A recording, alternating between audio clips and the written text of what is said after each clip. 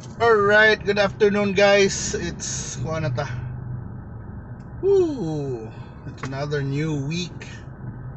Kita na natas March 17. Nata. Happy to sad Friday. And wala, ang presyo ron sa diesel, it's greater than gasolina in some gas stations. Especially the Shell doon sa Amoa, 81 ang regular diesel, 85 ang turbo diesel, 78 ra, 79 ra na ilang mga fuel save ang B-power na gasoline. But yes, padayon gyapon ang kinabuhi, padayon gyapon pagdagan sa mga Cebuano. Nagyapon sila sa dalan, laglaag naman sa lamis. Pero mana, we're gonna live with high gas prices kay makamay kuan. I think naog na gamay pero wala dili gyapon na munaog diretso balik diri sa atua. Because slight raman sa dapat increase, so there'll be basin maybe like moderate adjustment in the coming weeks. Pero na say dungog-dungog na ban mo increase pa ana makuyawan sang uban, but mana wa gyud tay mabuhat cause wala man tay kuan, wala man tay say sa gasolina, di ba? Unlike let's say kung taga Saudi ka, sa Saudi o sila paki kung nagira diya or kuan, as long as wa nagira sa ilaha kuan ra gyapon pilar tingin litros gasolina diya sa mga oil exporting countries, like Saudi Arabia ba, Dubai, pila ka sa UAE ang mga oil, ang crudo, ang gasolina, ang oil. Pero mana, but yeah, life must go on, and padayon rin sa Cebu ang mga tao, namin gyapon rin mga tao. Nagyapon tas gawas, padayon sa atong kinabuhi, padayon og dagan-dagan. Diba? Mga ginay kuha na to. Life goes on. So manay kuha na to. So may mga kuhan, bagong balita. Sayang kayo si Miss Tracy Maureen Perez. Ano siya?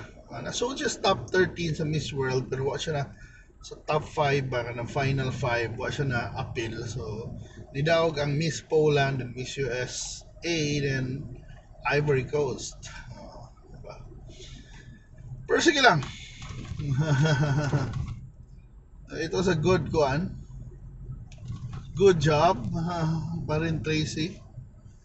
And pag home na ginis mga beauty queen, and pag orasan nag-elect na yung mga tao si Tracy, by the way, was former candidate sa Miss Cebu, and we just had Miss Cebu gahapon. Idaog si Miss Gabi, second first runner-up si Danica Campo, and then gato si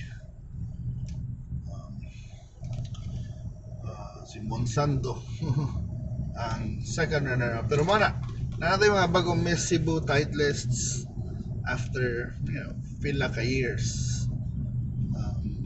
I think last time is 2016 panahan pa to no Rain Baljak sa Rain. So dito ron agi antaron dito palahit ta. We're currently dapit sa SM going towards APM Mall area. Nindot ang weather, summer weather na ta, sugod-sugod nag-init. Mao na tong kuan. And by the way, earlier today sa Porta Beauty Queen, Miss Queen International Philippines para sa mga transgender na mga kuan.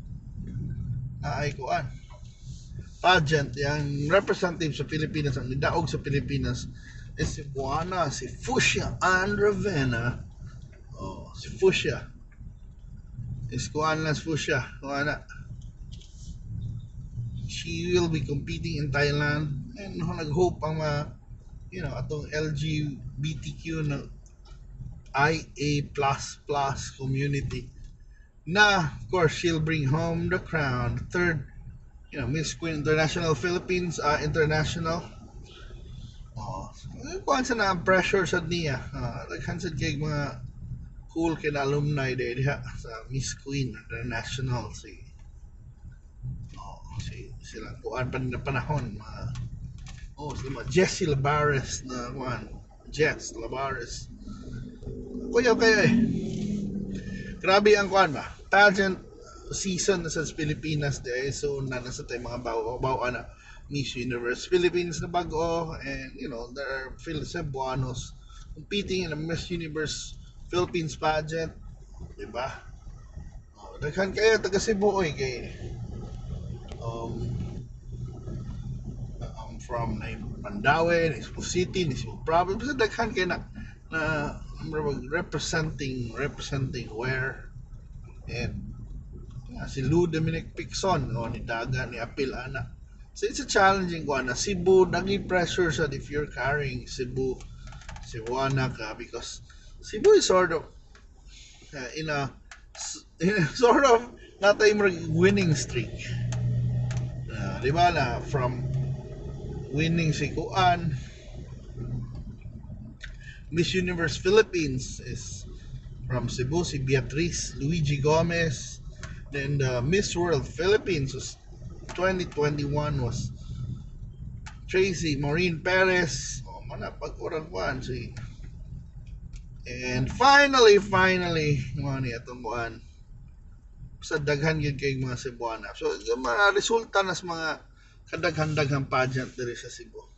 So we're back here na diri. I mean, see, you're familiar with this road na sad padung na City Health na area. This is General Maximum na dalan.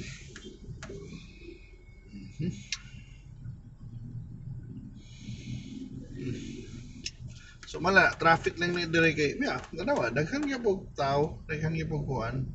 Bisan pag unsa na kamahal ang gasolina, padayon gyapon. Nasa gawas gyapon ng mga tao, trabaho gyapon. Mohunong wala pa yung increase sa bayads gasolina pero malagi na. Niyayay na sa mga driver na to, mga isuon na to mga driver mugamay gid lang kita because dako na kailang gastos gasolina. Diba? Instead I think they'll be paying like kita 2,000 na ila normal gasolina sa una may mo lang 2,300 so more the extra the extra 300 pesos that they're paying would have been in their pockets unta kung nakuan na sila. So anyway mo na kuan lang na laban lang. So anyway laban lang na yun. And the election fever will be will kuan will be stronger na sa next week. Sugod na padung na ang national local campaign period ayun laban lang and you will be seeing many politicians on this channel sa makakita na sa dabi because we are invited mga events bisag bisag unsa na party colors so what ay kuha na color we'll be featuring mga different candidates so that you can hear them speak madunggan nimo makita nimo ang ilang mga events ang ilang mga kuan so diba para makaila-ila mo sa tanang kandidato from senatorial balls o naginahinay na tag-meet ng mga senatorial balls so to the last time we had General Guillermo Eliazar sigpohon supposedly silang cheese ta mori hindi madayon ang lakaw ni cheese going to Cebu so, sige lang pero makikita rata ana mga kandidatuha but I would love to listen to the mga kandidato sa na katong dili gid kayo nas babaw but at least we will get to know hinay-hinay nga mga little known candidates as well. So we will be kuan diba Filipinos where we love pageants, we love politics somehow and sometimes for many they love their politics more than sports mura na yung sport sa giubang lugar magpustahan na ipa malingaw ko anang yana na hasta elections pustahan, so doble pa pildi nimo kay pildi pa imong kandidato na pildi bigas pusta kuyaw kayo pero mo na. So I'd love to hear mga all the candidates, mga kandidato baskuan ba ano mga labi na sa Senate gyud kay mo na mga makuan mo ta, we are voting 12. Yeah, you know, ang uban sige tagkuan na mga